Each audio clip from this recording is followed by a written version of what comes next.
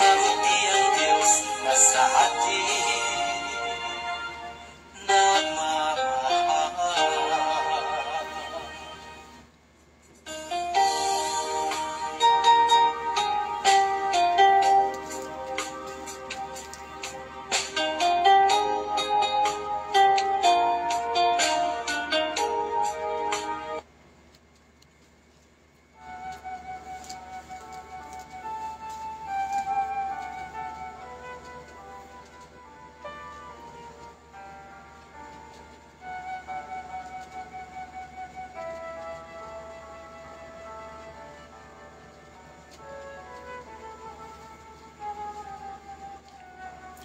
Tunay niyang kaibuti ng Diyos na sa atin nagmamahal.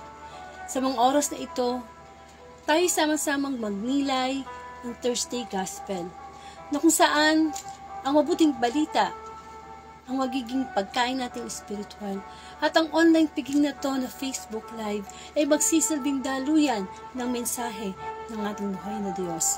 Sa ngalan ng Ama at ng Anak ng Espiritu Santo. Amen. Pinupuri ka namin namang Diyos na makapangyarihan sa lahat. Napakadakila ng iyong pangalan. Napakabuti mo magpagkailanman. Sa mga oras pong ito, kami po'y lumalapit sa iyo na may kababaang loob. Humihingi po kami ng paglilinis sa aming mga karumihan. Ang iyong abang lingkod ay lumalapit sa iyo na may kababaang loob, O Lord. Linisin mo po ang aking puso, ang aking isip. Gamitin mo lamang kaming instrumento ni Sister Angelica Guevara upang ang mensahe mo, ang prophetic voice mo, O Lord, ang marinig sa Facebook Live na ito. Hinihingi namin ni Sister Angelica Guevara ang karunungang kamukha ng ibinigay mo kay Haring Solomon, ang kababaang loob na ipinagkaloob mo katulad ng sa Panginoong Jesus, na nawa sa oras na ito, bigyan mo kami ng kakayanan na maipahayag ang iyong mensahe, Panginoon. Kami walang magagawa kung wala ka sa aming Panginoon. Ikaw po ang bida sa Facebook Live na ito. Ikaw po ang gusto namin mabigyan ng parangal. Kaya kami naninikluhod sa iyo, Panginoon, na gamitin mo ang aming mga tinig, ang tinig ni Sister Angelica Guevara, upang maipahayag niya ang niloloob mo, Panginoon. At nawa, mabinhian kami lahat. Kahit kaming nagsasalita ng iyong mensahe mula sa mabuting balita. Gayon din, O Lord, idinadalangin namin ang mga makakarinig ng live, ng Thursday Gospel, at sa makakarinig pa ng mga replay. Lord, pareho kaming may kapaguran sa araw na ito. Ngunit Panginoon, maraming salamat sapagkat sa mga oras na ito, nananalig kami na kung may dalawa higit pang nakakatipon sa iyong pangalan, ikay naroroon. Come, Holy Spirit, we need you, and come, Holy Spirit, we pray.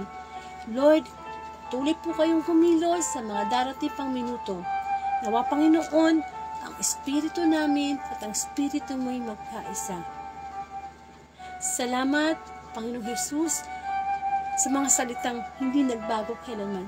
Sa mga salitang magpapagaling sa aming spiritual na kahinaan, na karamdaman. Patuloy kang mag-reveal, O Lord.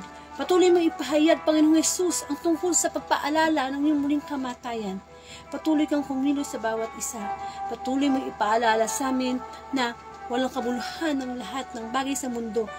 Humapa sa amin man, wala kaming mapapala. Kung kapapahamak naman ito ang aming kaluluwa. Ang lahat ng ito'y dalangin ko po sa iyo, Ama, sa pangalan ng Anak, kaysa ng Espiritu Santo. Amen.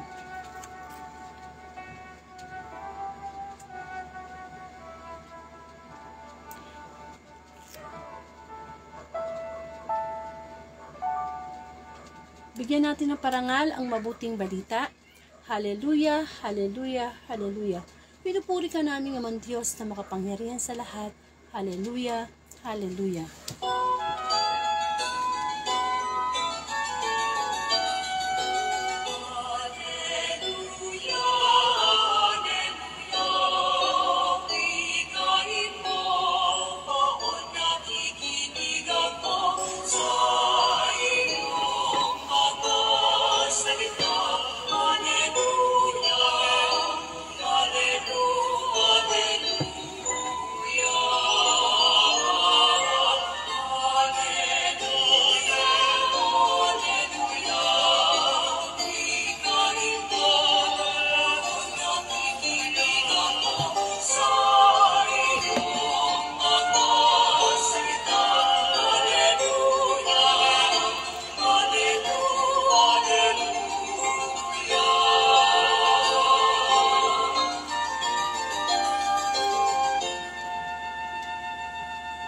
Mga minamahal kong kapatid kay Kristo, ang mabuting balita ayon kay San Lucas, papuri sa iyo, Panginoon.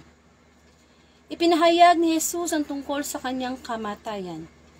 At sinabi pa niya sa kanila, ang anak ng tao ay dapat magbata ng maraming hirap. Itatakwil siya ng matatanda ng bayan, ng mga punong saserdote at ng mga eskriba. ipapapatay nila siya, ngunit sa ikatlong araw ay muling mabubuhay. At sinabi niya sa lahat, kung ibig ninumang sumunod sa akin, limutin niya ang ukol sa kanyang sarili, pasanin araw-araw ang kanyang krus at sumunod sa akin. Ang naghahangad magligtas ng kanyang buhay ay siyang mawawalan nito. Ngunit, ang mag-alay ng kanyang buhay alang-alang sa akin ay siyang magkakamit noon. Ano nga ba ang mapapala ng tao, makamtan man niya ang buong sanlibutan, kung ang katumbas naman nito'y ang kanyang buhay? Ano ang mapapala niya kung siya'y mapapahamak? Mga kapatid, ang mabuting balita ng ating kaligtasan. Pinupuri ka namin, Panginoong Hesukristo. So, welcome po sa Word of God Daily Gospel, na kung saan ang layunin ng Facebook Live na ito ay palaganap ang mabuting balita araw-araw through social media, kamukha po ng Facebook Live. At ang Facebook Live na ito ay nagsimula po noong August 5, 2019. At salamat sa Panginoon hanggang sa mga oras na ito ay pinagpapala niya tayo, ginagabayan na gamitin ang inyong abang lingkod na sa araw-araw na mabuting balita bilang spiritual nating pagkain. Kailangan po natin yan. Wag po tayo masatisfied na tuwing Sunday lang tayo nakakarinig ng good news. Kailangan everyday good news, diba? Kasi hindi lang naman tayo katawang lupa. May espiritu tayo at may kaluluwa. Ako nga po pala si Sister Angelica Dorde from Bulacan at isa po akong Katoliko. At ngayon po, magkakaroon po tayo ng guest preacher, si Sister Angelica Guevara. Nasa Canada po siya. Tama ba? Canada ba? Lagi ko nakakalimutan yung lugar eh. Alam ko sa Canada siya eh. And Canada, Australia.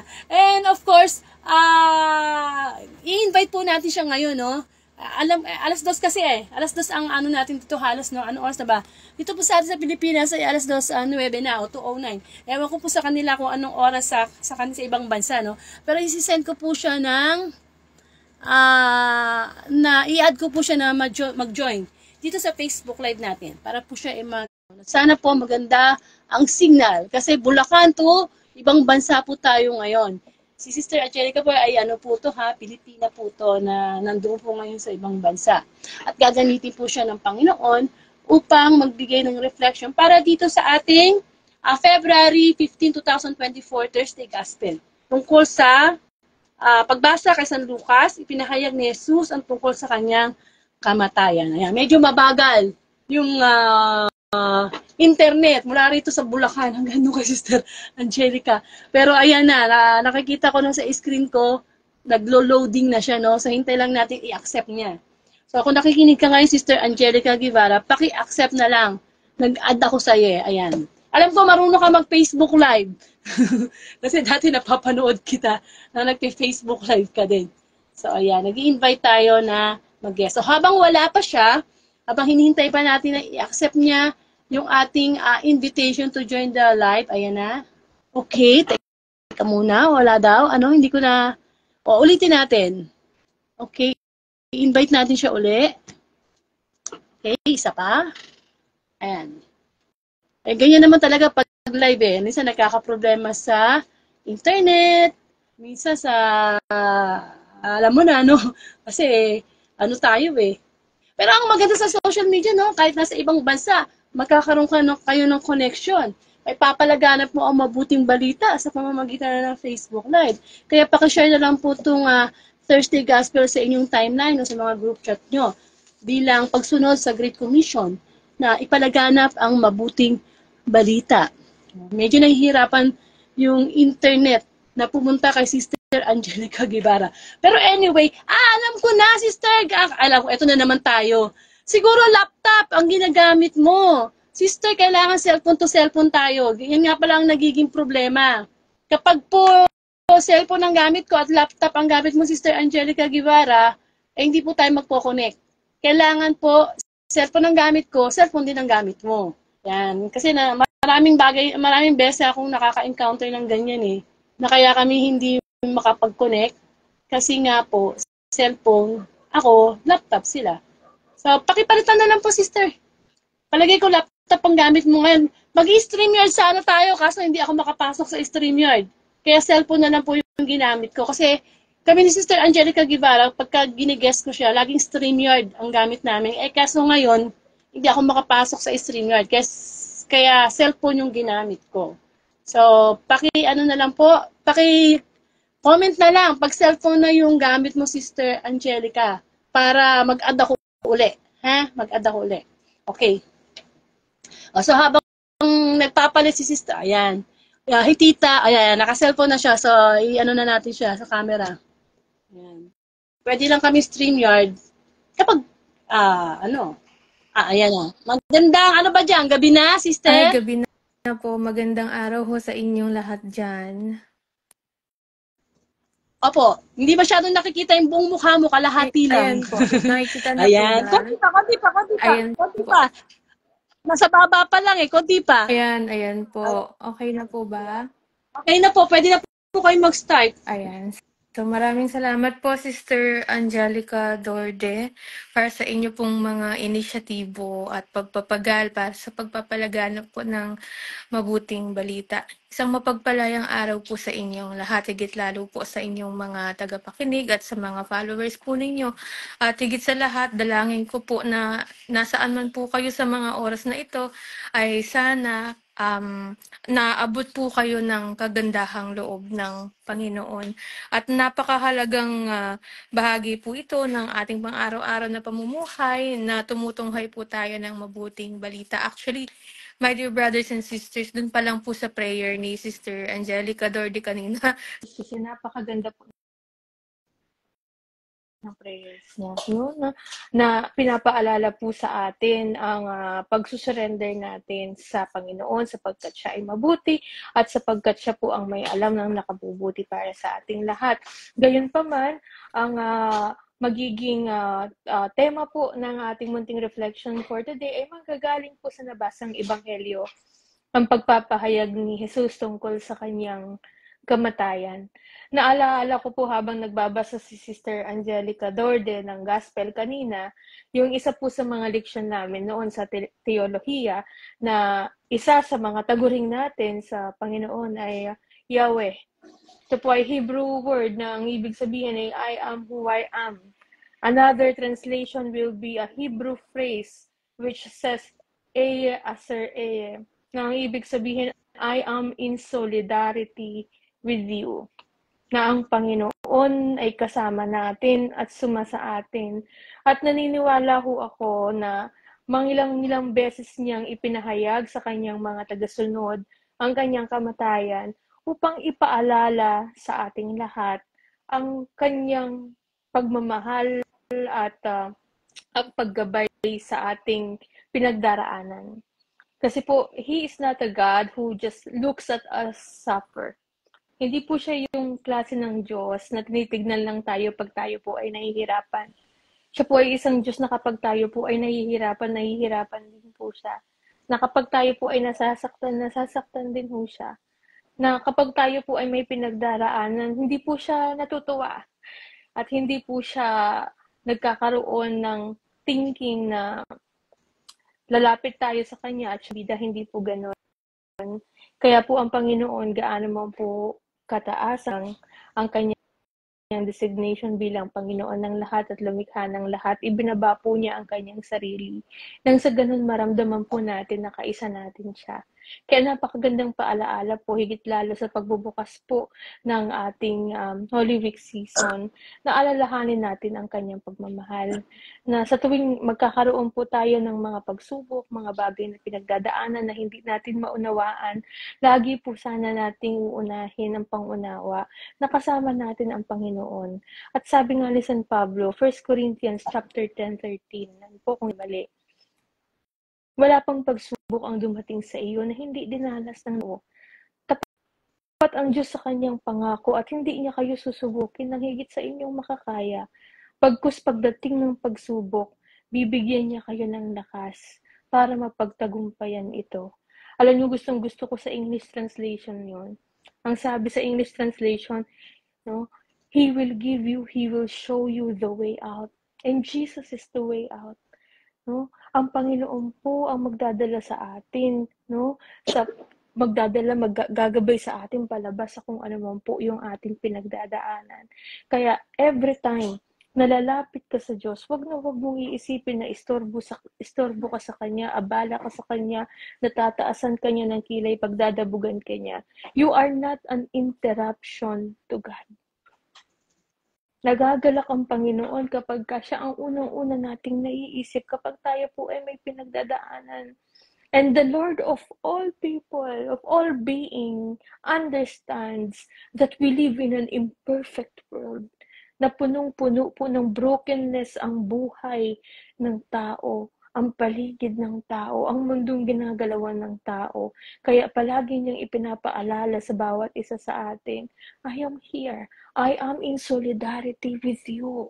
I carry you. Naandito ako, hindi kita pababayaan. Alam po ninyo, ang Panginoon binigyan niya ng laya, ng will ang tao. And He can never interfere with that freedom that He gave each and every one of us. May mga bagay po na dinadaanan natin sapagkat tayo rin po ang pumili ng mga landas na iyon. But the good news is this, kasi hodang kasalanan ho natin o hindi, ang pagmamahal at ang gabay ng Panginoon ay hindi po mawawala sa atin. Kaya sa pamamagitan po sana ng munting pagninilay na ito, ay mabuhayan tayo ng loob na hindi tayo pababayaan ng Diyos. Hindi kahit kailan. At sa pamamagitan ng kanyang pagpapahayag ng kanyang kamatayan, maalaala sana natin na minsan niya tayong sinamahan kahit sa pinakamahirap na bahagi ng sangkatauhan ang kamatayan. Ang pagtatraidor ng mga taong malalapit sa iyo,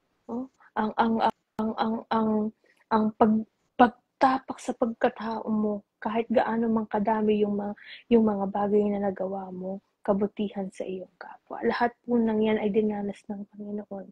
At ipinapaalala niya sa bawat isa sa atin. For every Black Saturday, there will always be an Easter Sunday. Mabuhayan po sana kayo ng loob at palagi po kayong mag-iingat at lagi po sana ninyong aalalahanin na ang pagmamahal ng Panginoon higit pa sa pwede nating isipin. Dahil kahit kamatayan, tinalo ng Panginoon para lang maipaunawa sa atin na hindi niya tayo pababayaan at kasama natin siya sa lahat ng ating pinagdadaanan. God bless you at magdala po sana ng kagalingan, kapayapaan ng loob at kalayaan ang mabuting balita sa inyong lahat. Maraming salamat po. God bless you. Thank you. Maraming salamat, Sister Angelica Guevara. Okay. So, pwede ka nang mag-out yan. Si Sister Angelica Guevara yan from Canada. So, I don't know, siguro doon siya nakatira, no? Pero Pilipina po yan. So, bigyan lang natin ng recap yung sinabi niya, no? Tunay nga na kapag tayo ay may problema, hindi tayo pababayaan ng Diyos. At meron siyang binanggit kanina na verse, no? Yung unang Korinto, chapter 10, verse 13, na walang pagsubok na dumating sa inyo na hindi dinanas ng lahat ng tao. Tapat ang Diyos at hindi niya pahihintulot na kayo'y subukin na higit sa inyong makakaya. Sa halip, pagdating ng pagsubok, bibigyan niya kayo ng lakas upang mapagtagumpayan yun. Actually, isa yan sa mga paborito kong verse na kabisado ko, pati tuldok, pati kwet. Kasi kapag dumarating yung pagsubok sa atin, tama sa ang sinabi ng Diyos. Yung pagsubok mo, yung pagsubok ko, dating yan sa atin, meron tayo, pero anong inassure ni God? 100% kaya natin. Hindi siya magbibigay na hindi natin kaya. Kasi isa siyang Diyos na tapat. Ang sabi nga, pag ayan na, andyan yung pagsubok, ano sabi? Bibigyan tayo ng lakas. Kaya nanghihina, pagdating ng pagsubok, ibig sabihin nun, hindi nagtitiwala sa Panginoon or kulang sa pagtitiwala sa Panginoon. Amen? So, kamukha ng gospel ngayon ay pagpapahayag ng kamatayan ni Kristo. Isa doon nga sa mga binanggit na kung gusto nating maglingkod sa Diyos, anong sabi doon? We have to carry our cross. Kailangan nating buhati ng ating krus araw-araw. Sinabi doon, ha? Ulitin ko. Nakita kasi ako dito eh.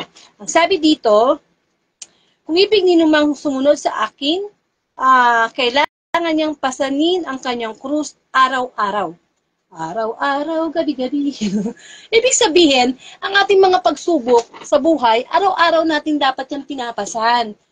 Hindi pwede na kung kailan lang natin gustong lumapit sa Diyos, saka lang tayo lalapit. O lalapit lang tayo sa Diyos kapag may problema. Hindi. Kailangan pasa natin yan. At sa pagpasa natin, nandun ang Panginoon. Di ba? Yun nga yung message niya, footprint on the sand. Na kinikerry tayo ni God, tapos nakikita natin na si Lord ang nakaagabay sa atin. Okay? So, kailangan talaga natin pasanin. At sabi nga, magaan namang pasanin ang mga pagsubok. Basta nandiyan ang Diyos. Bumibigat lang naman yun kapag tayo lang sarili ng natin yung nagke-carry. Hindi ba? At ano pa sabi, limutin daw yung ating sarili. Ibig sabihin, marami tayong gusto sa buhay. Marami tayong pangarap. Marami tayong, di ba? Kaso, kailangan nating kalimutan yung ating sarili. At isipin natin, ano yung gusto ng Diyos. Doon kasi tayo nagkakaproblema yung, Lord, gusto ko to, gusto ko yan. Lord, gusto mo ba yung ginagawa ko? Lord, gusto mo ba yung buhay ko ngayon? Ay, di ba? Tingnan natin ang ating mga buhay. Bakit tayo nagkaroon ng broken relationship? Bakit tayo walang trabaho? Bakit tayo punong-puno ng bisyo? Because it's our choice. Choice natin yun eh. Kaya di ba kailangan, kung gusto natin maglingkod sa Diyos, kalimutan natin yung gusto natin. Kaya nga dapat nakakarinig tayo araw-araw ng gospel. Kasi yun ang kalooban ng Diyos. Yun ang gusto ng Diyos. At sa bandang huli ng gospel, di ba sinabi doon, aanuhin ng isang tao na mapasa kanya ang lahat sa mundo. Okay, sige na, ikaw na yung mayaman, ikaw na yung may ganda, ikaw na yung makapangyarihan, nasa iyo na lahat. Kung ang kapalit naman nun, yung kaluluwa. Di po ba? Yun ang tinatawag na buhay pisikal pero patay spiritual. So, ito yung nagpapatunay lamang na talaga ang Diyos ang pinakamahalaga sa buhay. Kahit kasi yung mga taong kilala na natin na sikat, powerful, nagpapakamatay, di ba? Nagsisuicide. O, nasa kanila na lahat, naranasan na nila lahat ang sarap ng buhay. Idol pa nga sila ng mga kapwa nila. Pero ba't nagpapakamatay pa rin? Kasi hindi naman yung meron sa mundo ang makapagbibigay ng satisfaction sa atin, ng contentment, hindi. Kundi ang Diyos. Ang Diyos lang. Kaya kahit ikaw isang simpleng tao lamang, di ka mayaman, simple ka lang mamuhay, ikaw na yung pinakamayaman kapag ang Diyos ay nasa atin. Sapagkat ang Diyos ang totoong kayamanan. Siya yung totoong kayamanan. Kaya ang tao, nagkakaroon ng satisfaction. Minsan, maliit lang na bagay, marunong nang magpasalamat ang tao, alam na ng tao kung ano talaga yung gusto niya, alam na ng tao kung anong dapat pinaghahandaan niya. Amen. So, sa pagpapahayag ni Kristo tungkol sa kamatayan, nagpapahayag din ang Diyos sa atin ng paulit-ulit na tayo mamatay na sa ating mga kasalanan. Amen. Ngayon, di ba, nagsimula na ang di ba, Ash Wednesday. Nagsimula na. So, ano ibig sabihin nun? Mamatay na tayo sa ating mga kasalanan. Ibauna natin ang ating mga kasalanan. Upang sa ganun, mabuhay si Kristo sa atin. Na muli na naman, nandito na naman tayo sa period na aalalahanin natin ang pagkakatawang tao ni Kristo, ang kanyang pangangaral, ang kanyang muling kanyang pagkamatay, ang kanyang pagkabuhay. Pupunta na naman tayo sa period na makakanood na naman tayo ng 7 Last Word. Ayun na naman, marami na naman pupunta sa simbahan para mangumpisal. Which is hindi naman dapat gano'n na tuwing mahal na araw lang ba nangungumpisal? Hindi. Once a year lang ba nangungumpisal? Bakit once a year lang ba tayo nagkakasala? Kailangan kahit once a month tayo pupunta sa sakramento ng kumpisal at nangungumpisal tayo. Upang tayo ay, di ba, malinis ng Diyos. Na itong panahon ng mahal na araw, panahon ng kamatayan natin sa kasalanan. Kasi, namatay ang Panginoong Jesus para sa atin. Para ano? Para tayo mabuhay. Namatay si Kristo para tayo yung mabuhay. Pero kung namatay na si Kristo, tayo naman yata nagiging patay. Ito ba? Nabuhay na siya, tayo naman yung namamatay sa kasalanan.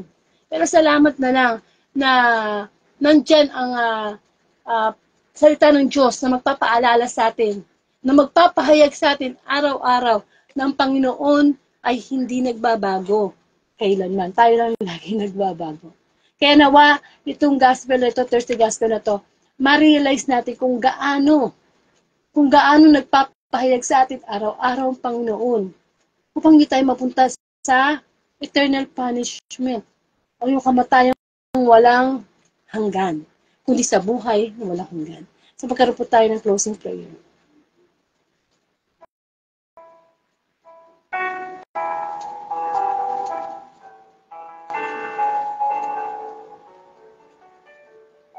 Salamat Panginoon muli sa pagpapaalala mo po sa amin tungkol sa iyong kamatayan. Namatay ka Panginoon upang kami mabuhay. Maraming salamat po. Idinadalangin namin ang mga taong patay, spiritual Panginoon, na patuloy mong gumamit ka ng tao upang mabuhay sila spiritual. Nananalangin kami sa bawat pamilya, napatay ang ugnayan sa iyo, Panginoon. Nananalangin kami sa mga patay, ang pag-ibig sa iyo, ang relasyon sa iyo, Panginoon. Ipahayag mo sa bawat isa na ikaw ang katotohanan ng buhay. Ikaw ang buhay, Panginoon. And we pray for all those people na nasa banig ng karamdaman. Ipahayag mo sa kanila na ang karamdamang pisikal ay nagagamot, ngunit ang spiritual na karamdaman ang higit dapat bigyan ng lunas. Yes, Lord, maraming salamat. Sa lahat ng biyaya, sa mga panahon pagsubok na naroon ka, maraming pong salamat, Panginoon. Nawa maisip namin na makamtan man namin ang lahat sa mundo, ngunit ikaw, O Lord, ang dapat nasa puso namin, sapagkat nakamtan na namin ang lahat kapag ikaw ang buhay namin. Ama namin, sumasalangit ka, sambahin ang ngalan mo, mapasa amin ang kaharian mo. Sundin ang loob mo dito sa lupa para na sa langit. Bigyan mo po kami ng aming kakanin sa araw-araw at patawarin mo kami sa aming mga sala para ng pagpapatawad namin sa nagkakasala sa amin. Huwag mo po kaming ipahintulot sa tukso, hadya mo po kami sa lahat ng masama. Amen.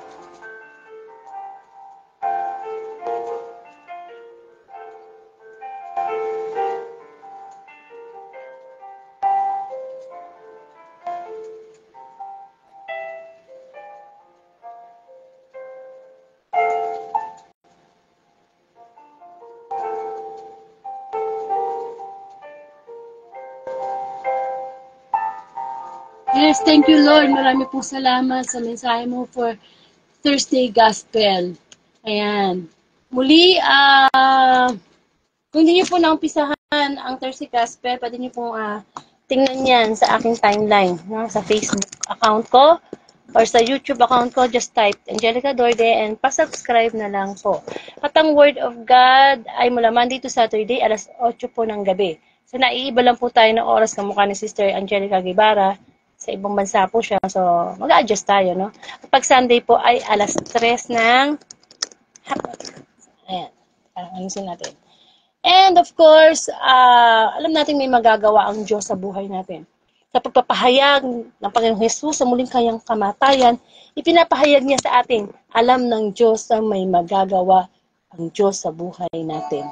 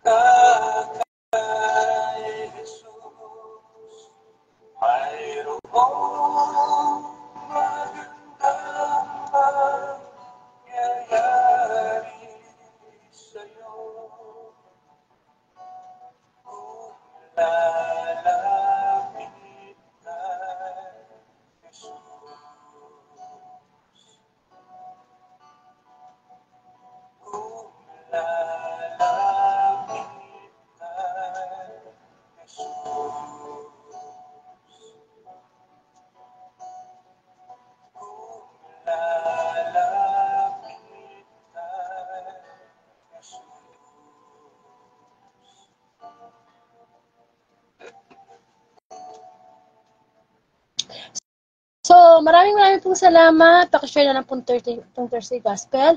And to God be the glory.